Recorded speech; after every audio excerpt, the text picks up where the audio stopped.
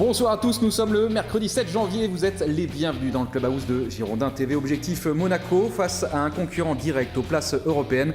Les Girondins doivent obtenir un résultat positif dimanche soir en clôture de la 20e journée de Ligue 1. Pour évoquer les ambitions girondines ce soir sur le plateau, nous aurons l'agréable plaisir de recevoir Julien Faubert qui était remplaçant le week-end dernier et Nicolas Palois qui lui était suspendu. Vous le savez, il a purgé son carton rouge reçu face à Lyon, c'était juste avant la trêve. Sur ce plateau également, et c'est avec un grand bonheur qu'on vous reçoit à nouveau.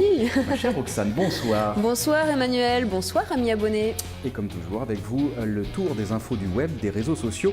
Faites-nous saliver.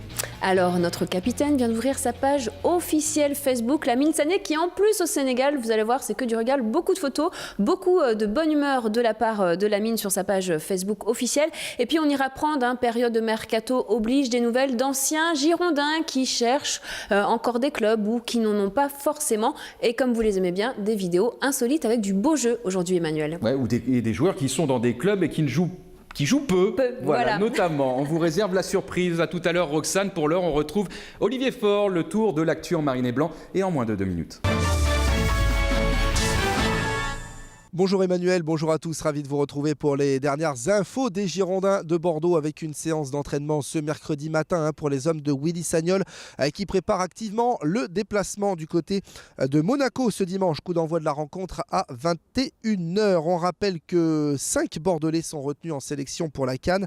Sané et CV avec le Sénégal, Poko avec le Gabon, Kazri avec la Tunisie et Abdou Traoré avec le Mali. Notez que Diabaté et Ilori, eux, sont blessés. Côté monégasque, Abdenour et Traoré sont eux aussi sélectionnés pour la Coupe d'Afrique des Nations et manqueront donc cette rencontre. Et puis on connaît la date de la rencontre du 16e de finale de la Coupe de France qui opposera Paris à Bordeaux. Le match se jouera mercredi 21 janvier à 20h50. Enfin, le dossier Mercato, le président Jean-Louis Trio l'a déclaré sur notre antenne hier soir. Il attend la réponse définitive dans les heures qui viennent d'Arsenal concernant le prêt de Yaya Sanogo. Et puis une nouvelle rumeur concernant cette fois un jeune milieu défensif anglais de Chelsea, Nathaniel Chalobah, peut-être pour un prêt à Bordeaux. C'est en tout cas la chaîne ESPN qui en a fait le relais. Enfin, Michael Siani peut-être à Toulouse.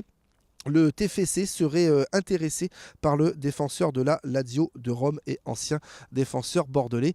Affaire à suivre. Voilà pour les dernières infos, Emmanuel.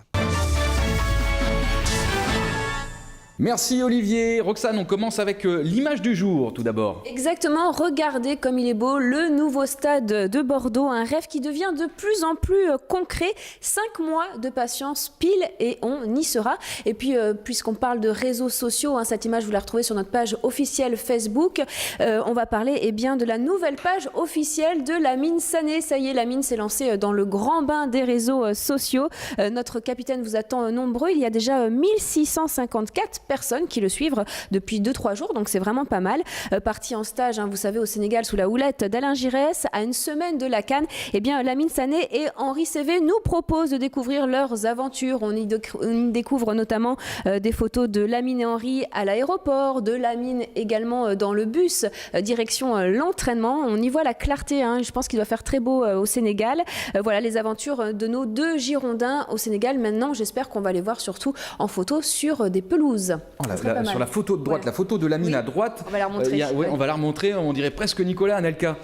Surprenant, avec le crâne rasé comme ça. Tout à fait, il y a un air, en effet. Et de Omar Sy aussi.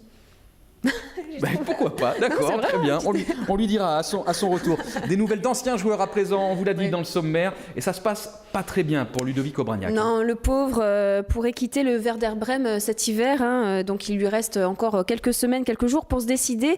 Le problème, c'est que l'intéressé n'a pas d'offre dans d'autres clubs. Il le dit lui-même dans une interview qu'il a accordée hier au journal L'Équipe. Les gens se renseignent, tâtonnent, mais il n'y a rien de sérieux. On verra bien ce qui se présentera. En général, des des offres, il n'y en a pas 150. Le dernier jour du mercato, il doit en rester une ou deux.